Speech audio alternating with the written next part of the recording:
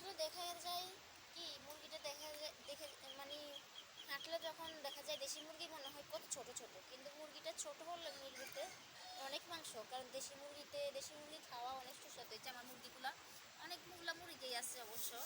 তো মানে ইয়ে করছে, ওগুলো তো বড়, ওগুলো তো প্রায় ইয়ে করছে 4 মাস মনে হয়ে গেছে।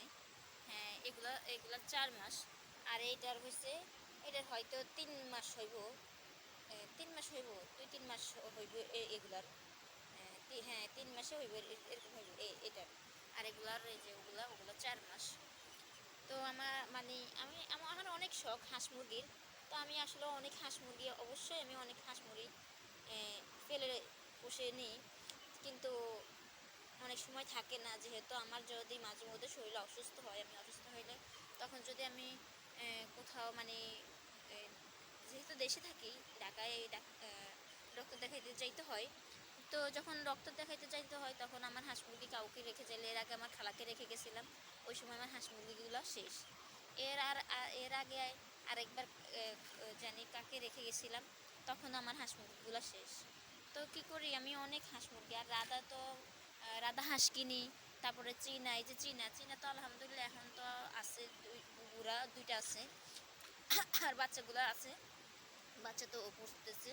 আবার ওই এই মাস শেষে আবার ডিম পাড়া শুরু করবে।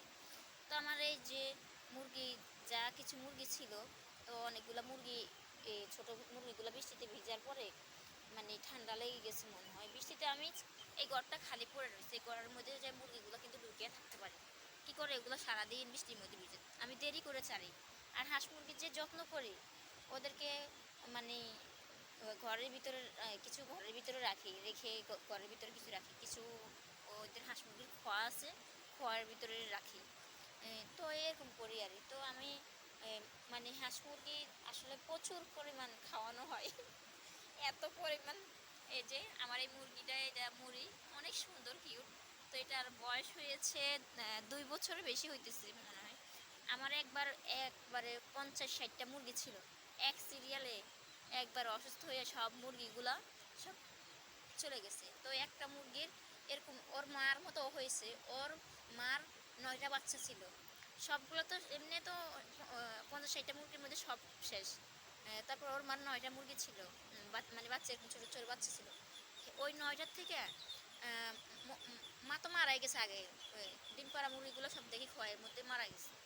পরে যায় ওর মা তো মারা গেছে, তো এই 9টারে ঘরে রাখতাম, খোয়া রাখতাম না। পরে যায় একবার এমন হয়েছে যে খোয়ার মধ্যে আমার আর কোনো হাঁস মুরগি, কয়েক মাস আমার ইয়া করছে, খোয়া পুরা খালি ছিল, হাঁস মুরগির খোয়া পুরা খালি ছিল। পরে যায় আমি এই এই ছোটো ছোটো মুরগিগুলাকে দিয়ে পরে যায় ওগুলোর থেকে ঠিকতে ঠিকতে লাস্টে কয়টা থাকছে, 2টা। ওই 2টা মুরগি, এই যে এইটা আর একটা, ওই 2টা মুরগি দিয়ে আলহামদুলিল্লাহ এখন আবার আমার হয়েছে, এখন আছে মনে হয় 35টা মুরগি ছিল, এখন 35টা মুরগি হয়েছে। এর আগে আরও বেশি ছিল। তো ওই দিন তো কিছুদিন আগে সব শেষ হয়ে গেছে, মানে মারা গেছে। তো আমি যেহেতু বাড়িতে ছিলাম না, এরপরে এখন 35টা মুরগির মধ্যে এই যে এগুলা সব বাংলাদেশ নিয়ে যায়। এখন তো সিস্টেম করতে হবে, এখানে একটা ঘর বানাইতে হবে ছোটো করে, খাঁচা। তো ওটার মধ্যে রাখতে হবে। আমি অনেক খাঁচা, লোয়ার খাঁচাগুলোর মধ্যে রাখি, কিন্তু ওই ছেড়ে দিই, মাঝে জ্বালা যন্ত্রণা করে জন্য ছেড়ে দিই। তো বাগদাসে নিয়ে যায় কিছু, কিছু আবার মারা যায়। তো ওর 5টা বাচ্চাই পড়ছে, 5টাই ডিম বয়সে, 5টা না 6টা ডিম বয়স এসেছে, 5টা বাচ্চা হয়েছে। তো 5টা বাচ্চার থেকে এখন 2টা আছে, আর ওই 2টা একটা গুলে না কি নিয়ে গেছে, আর একটা ছিল সেটাও অবশ্য ইয়ে হয়ে গেছে, কি জানি, আর একটা জবা করে দিয়েছে, আর একটা মারা গেছে। আর ওই এখন এই যে এই মুরগিগুলো দেখা যায় একটু এতটুকু দেখা যায় না, কিন্তু মুরগিগুলো অনেক ওজন, অনেক মাংস। এগুলো 1-1.5 মাস হয়েছে, 1 মাস হয়েছে মনে হয়। এগুলা ইয়া করছে, অনেক ওজন, অনেক মাংস ভর্তি। ওই দিন একটা জবা করছিলাম আরে, তো দেখি অনেক মাংস। তো ধরেন এগুলোর বয়স 3 মাস, তো এগুলো 3 মাস হিসেবে 3 মাস না আরও কমও হইতে পারে। এগুলো অনেক মাংস, অনেক ওজন। তো দেশি মুরগি না, আর খেতেও ইয়ামি টেস্ট। যেহেতু নিজে ফেলে পুষিনি, তো নিজে জবা করে খাওয়া উচিত। আমাকে তো সবসময় আমার ভাই বোনেরা সবাই বলে যে হাঁস মুরগি পাললে অবশ্যই হাঁস মুরগি যে যেন আমি খাই। আমি কি করি মানে অনেক হাঁস মুরগির পিছনে যত টাকা পয়সা আছে হাঁস মুরগির পিছনে আমি খরচ করি। কি পরিমাণ যে খরচ করি কোনো হিসাব নেই। অডালা খাবার দিই। মানে আমার কথা হচ্ছে এগুলা ওরা যেন মানুষ 3 বেলা খাবার দেয় না, আমি তা করি না। আমি 3 বেলা না, আমি সারাক্ষণ খাবার দিয়ে রাখি। ওরা যখন খুশি তখন খাবে। রাত্রেবেলা পর্যন্ত আমি ওদেরকে খাবার খাওয়াই, মানে এরকম করি। তো এই যে মুরগি এটা আছে না, এই যে এটা আছে না, এটা আর এটা এক জোড়ার মুরগি। আর ওই যে দেখেন না রাতা, তো এই হয়েছে। তো আমি এবার চিন্তা করছি যে রাতাগুলা আল্লাহ আল্লাহ করে একটু বড় হোক, আর একটু বড় হোক। তো বড় তো হয়েছি, তারপর আরো বড় হোক, আমি বিক্রি করে দিব।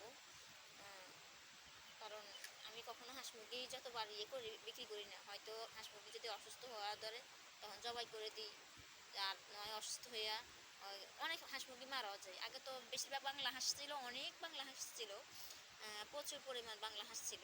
তো এখন বাংলা হাঁস আর পালি না। আজকে কয়েক বছর হয়েছে, 2 বছর হয়ে গেছে মনে হয় বাংলা হাঁস পালি না। কারণ বাংলা হাঁস পাললে কি হয়, মানুষের বাড়িতে যায় খোঁজা লাগে। অথচ আমাদের অনেক বড় বাড়ি, আমাদেরই একবার এই থেকে একবার রাস্তার মেন রাস্তার মাথা পর্যন্ত আমাদের জায়গা, কিন্তু হয় কি আমাদের বাড়িতে থাকে না, ওই মানুষের বাড়িতে বিলে বিলে চলে যায়।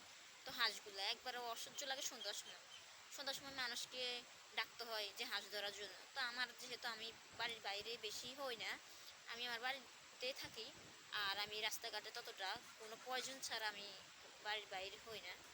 প্রয়োজন বলতে কি, কোনো জরুরি কোনো দোকানে দরকার হয়েছে, এইটুকুই, এর বেশি কিছু না। বা কারো বাড়িতে যাওয়া, কারোর সাথে কথা বলা, সেটা কেউ আসলে অবশ্যই আসলে সবার সাথে আমি কথা বলি। সবাই যেহেতু আসে, অনেকে আসলে এর সাথে কথা বলি, দেখা হলে কথা বলি, শেষ। কিন্তু কারো বাড়িতে যেয়ে গল্প করা বা এই সময়টা নষ্ট করা, এটা আমি করি না। আমার সময় থাকলে আমি সেটা ঘরের মধ্যে ইয়ে করি, বসে থাকি দরকার হলে, তারপর আমি কারো বাড়িতে যাই না।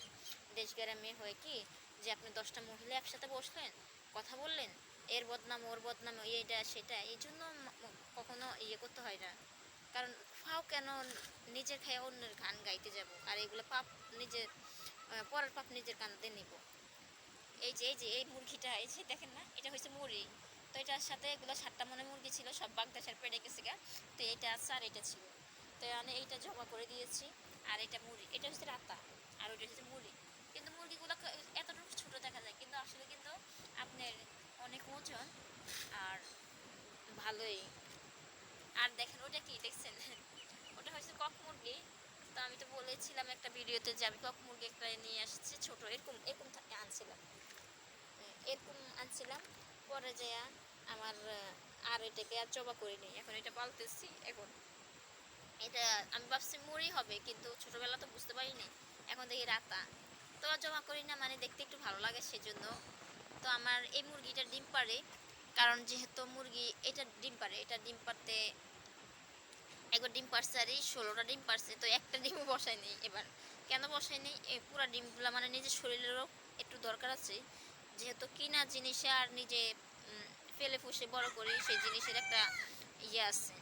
তো আমি তো আর কোনো বাড়তি কোনো খাবার খাওয়াই বলতে, মানে ওরকম ইয়ে খাবার খাওয়াই না। ধরেন ওদেরকে ঘরোয়াভাবে যত খাবার আছে, হয় গম, ধান, তারপরে যে এই ঘাস মাস, তারপরে খাবার মধ্যে খিচুড়ি, তারপরে এইটা সেটা, মানে বিভিন্ন জিনিস। ধরেন আমি তরকারি রান্না করি, তরকারিটাও পর্যন্ত আমি হাঁস মুরগিরে খাওয়াই বেশিরভাগ। তো আমার হাঁস মুরগিগুলা আমি কিছু করতে চাই, তো আল্লাহ পাক রব্বুল আলামিন যদি করতে দেয় তো অবশ্যই।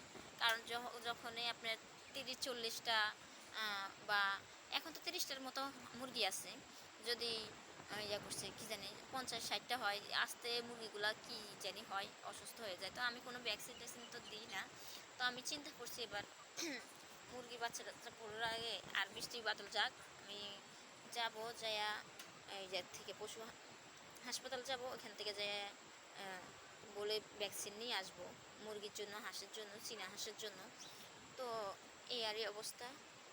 তো মুরগিটা কেটে নিই, মুরগিটা কেটে রান্না করব। তো আল্লাহ হাফেজ, ভালো থাকবেন, আসসালামু আলাইকুম।